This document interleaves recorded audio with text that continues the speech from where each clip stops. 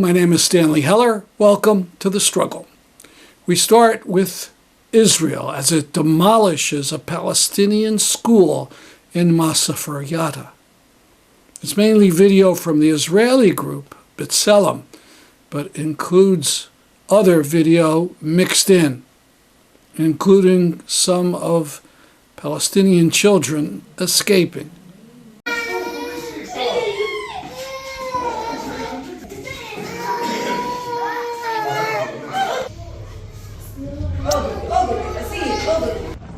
معاكم 3 دقايق بدون ما نستخدم قوة.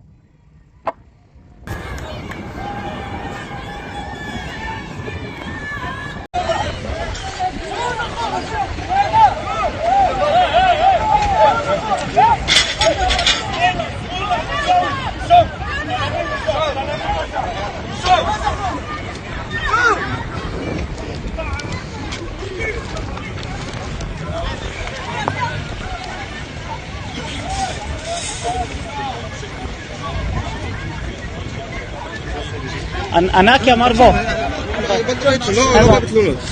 אתם תתקרבו אליהם כדי שתוכלו לצלם. אין בעיה, אנחנו בו. שלא יפריעו לכם, אתם תצלמו. בסדר, הם אמרו לי מתי ירדנו. בסדר.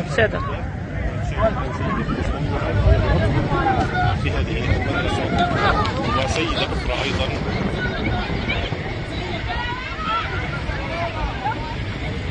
ربما أنهم ألقوا قنابل صوتية في المكان يرفضون الخروج من المكان. جيش الاحتلال هذه مربية تظهر أمامنا صورة إحدى المدرسات في المدرسة ضد استبعاد مدرستها يشاهدون الطلاب الآن كيف يخرج جيش الاحتلال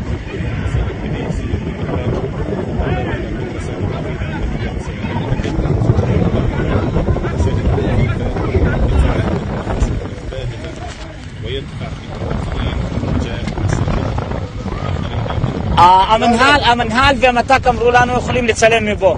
ענקי מהמגף במנהל, איתי מהמנהל אמר לנו אנחנו יכולים להיות פה ולצלם. איתי מהמנהל אמר לו אנחנו מבו. לא, אנחנו רק מתעדים מבו.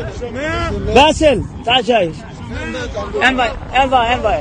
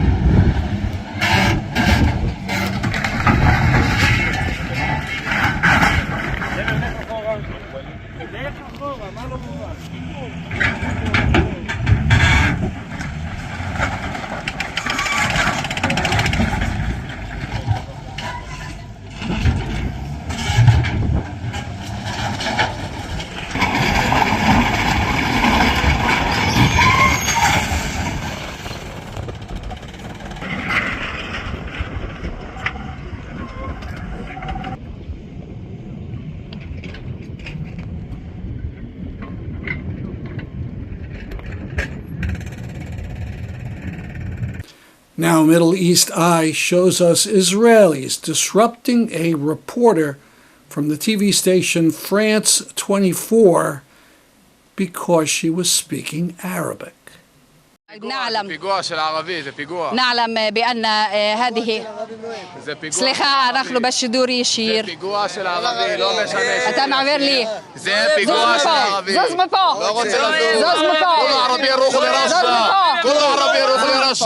كل عربي يروح لرشا زوز مبو لا غتسي والله أنا بعبدها لو معنينا يلا زوز مبو بلغتنا العربية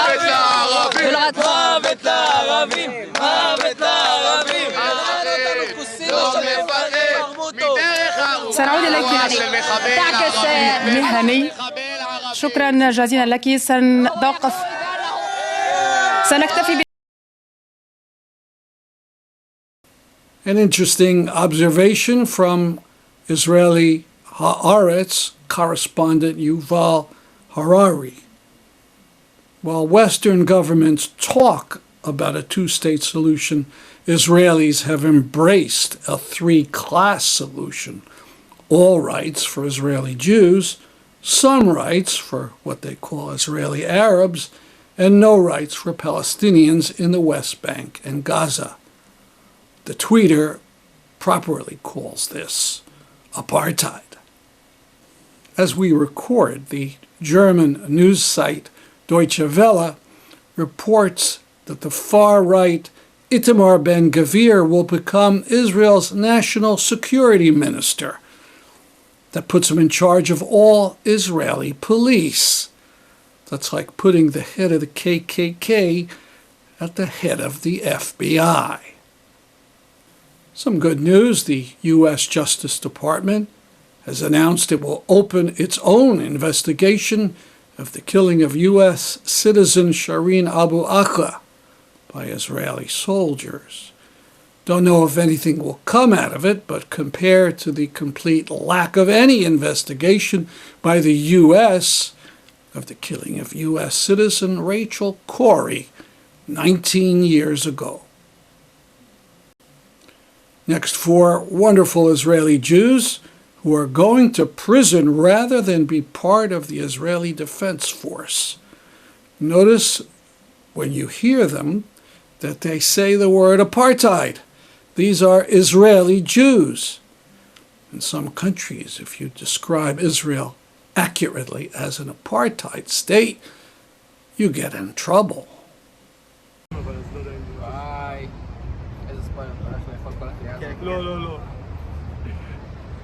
My name is Evitar Rubin. I'm 19 years old from Jerusalem, and I refuse to join the Israeli military. Up until now, I've been 47 days in the prison, and I refuse to join the army as long as it continues its barbaric practice of oppression and ethnic cleansing of the Palestinian natives.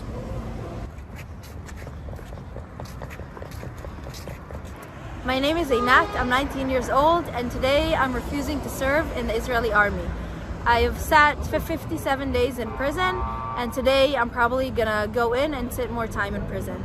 I'm gonna continue to stand in solidarity with the Palestinian people, and I hope we'll create together a better future.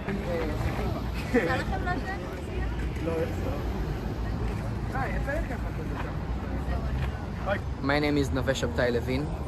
I'm 18 years old from Hod HaSharon. Till now, I sat 3 times in the military prison, in total of 35 days.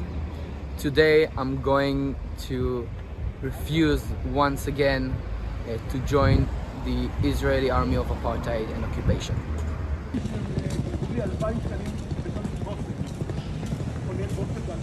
My name is Shachar Schwartz. I'm 18 years old.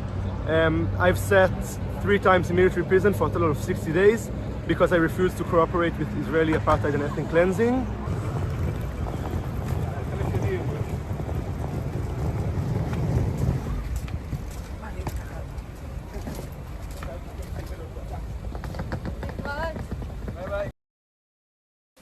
Now to Greece, where a few days ago Greeks marched to remember the 49th anniversary of the Greek fascist colonel smashing of the students sitting at the Poly Technic University.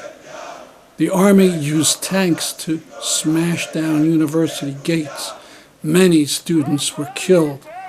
The government of the colonels fell apart a few years later when it tried to conquer Cyprus.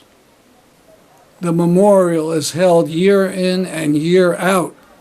You wouldn't know that Greece has a right-wing, pro-Israeli apartheid government.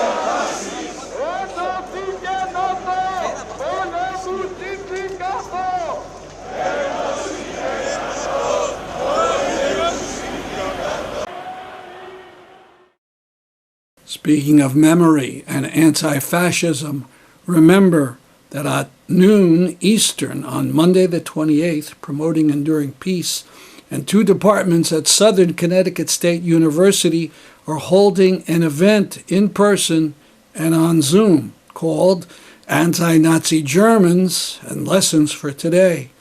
See details and the Zoom link at pepeace.org. Now more of my interview with the main speaker of the event on the 28th, Merilyn Moos. Her parents were active in the anti-Nazi resistance in the early 1930s. My father, I was to discover rather than him telling me, my father was a leading figure in left theatre, what are called agitprop troops. He directed, he wrote, he was a major theoretician, but it also turned out that he was actually active in the Communist Party. And he had various roles in the Communist Party, including organizing something called the Local Red Troop, because what the SA were doing up till 33 was attempting to terrorize the left. And he was involved in attempting to confront or at least defend against the Nazi gangs. So he had to flee. Well, he did flee on the night of the Reichstag fire. I mean, he escaped, I think, within hours of the SS coming knocking at his door, and then walked right across Germany, which is a tale in itself, into France, finally into France, and then got into Britain partly because he was sponsored by a left-wing Labour MP called Maxton. But I mean, my parents actually didn't speak very much about their history. So a lot of this I discovered for myself.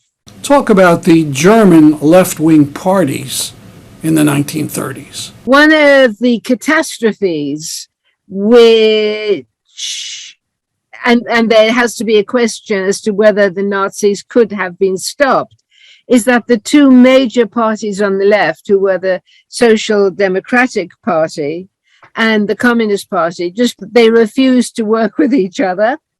The Social Democrats saw the Communists as trying to undermine the Weimar Republic, and they saw themselves as having brought the Weimar Republic into existence after the fall of the Kaiser and after the Second World War.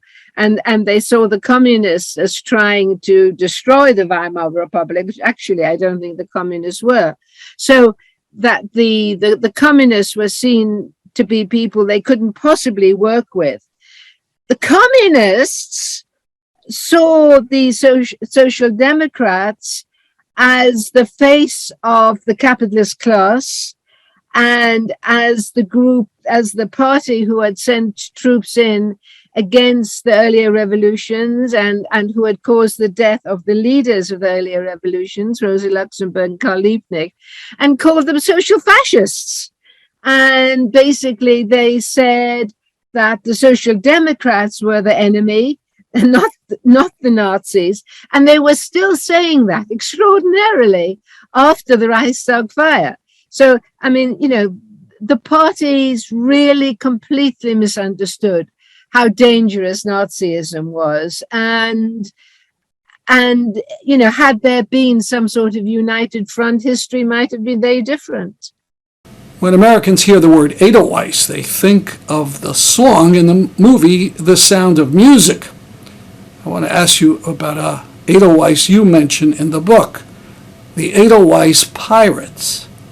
Most of the groups and organizations that campaigned against the Nazis either are unheard of or have been presented in a very negative light. And one of the groups which have been seen really as miscreants are a group called the Edelweiss Pirates, who were a very loose group of young people, not all of whom started off by being on the left, but they didn't like the increasingly sort of forced character of Hitler Youth, as well as people who had been there was a group called Friends of Nature, which was a kind of youth kind of green group that also young people left to join the Edelweiss Pirates. So they were a very loose network of people who were not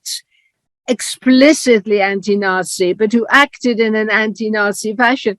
And they did all sorts of things which I think are brilliant, but which have been seen as delinquent rather than being political.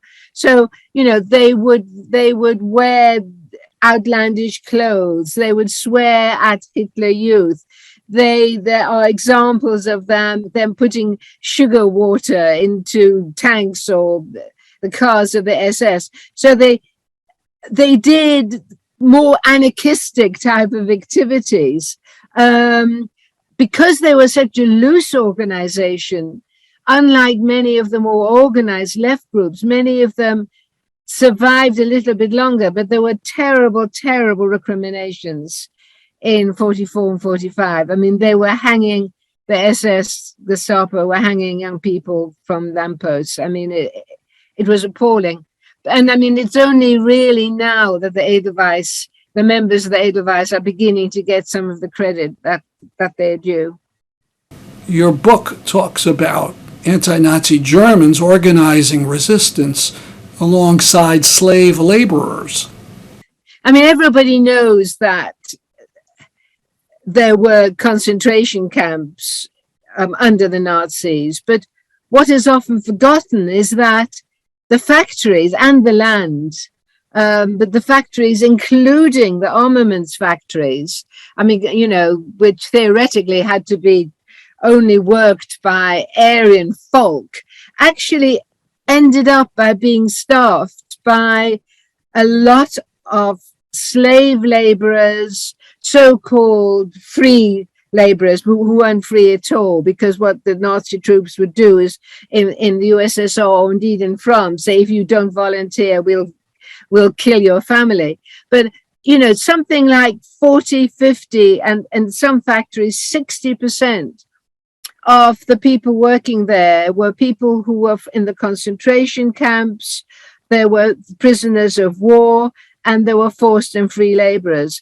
And I mean, one of the things which is, it opens a question, but if you look in detail at who were the people trying to commit sabotage in the factories, I mean, it may have been quite minor things, but they were more likely to be non-Germans than Germans. I mean, it's not that there weren't any Germans doing it, but particularly Russian prisoners of war. I mean, I think they probably felt, what have we got to lose? And we do not want the Germans to win. And they risked their lives by attempting to commit sabotage. They were very brave. At the end of your book, you wonder if the anti-Nazi resistance in Germany had a real effect in shortening the horrible rule of Adolf Hitler. It's very, very difficult to assess the effect of the resistance. I mean, had there not been a resistance, you and I wouldn't be talking now. And I mean, a working class resistance. And I think as well that, I'm afraid I've forgotten his name, but the guy who basically wrote the book that all Germans were collaborationists. I mean, the resistance in Germany shows that was just far from being the truth, that there was an active resistance movement, that, you know, not just people who listened quietly or attempted to listen quietly to the radio, but people who put their lives, hundreds, thousands of people who put their lives on the line, most of whom never lived. And, you know, how does one assess the terrible sacrifices they made? But I mean, I think we honor them because they show that against oppression, there was organization, and that they provide us with hope that people don't just lie down and succumb to tyranny.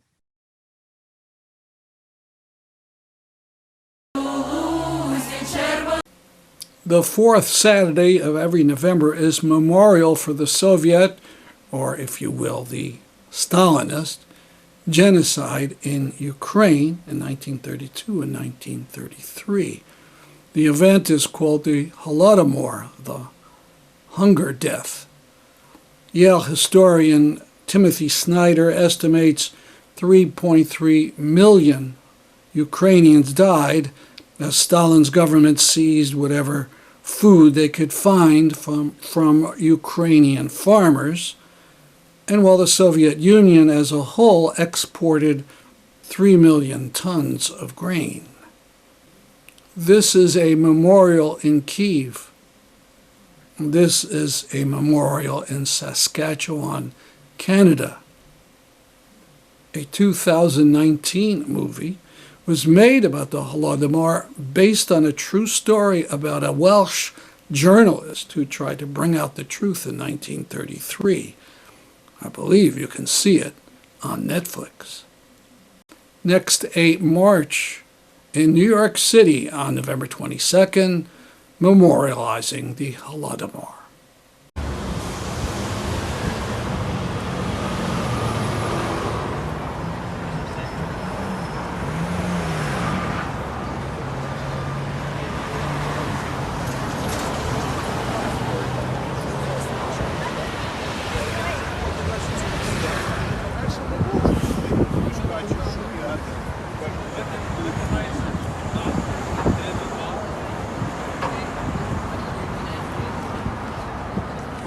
And a November 17th photo of 2 older wounded Ukrainians in a city called Bakhmut, where Ukrainians are facing an onslaught from the Russian Wagner mercenaries group.